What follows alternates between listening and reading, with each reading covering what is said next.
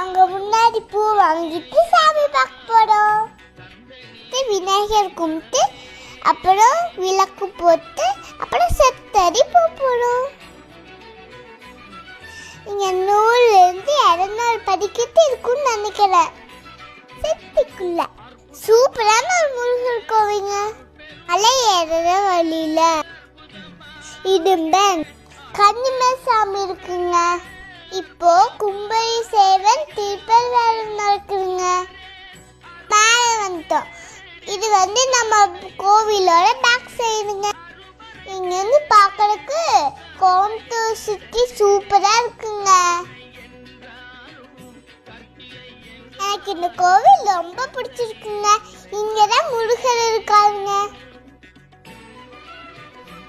நாங்க சாமி கும்பிட்டோம்.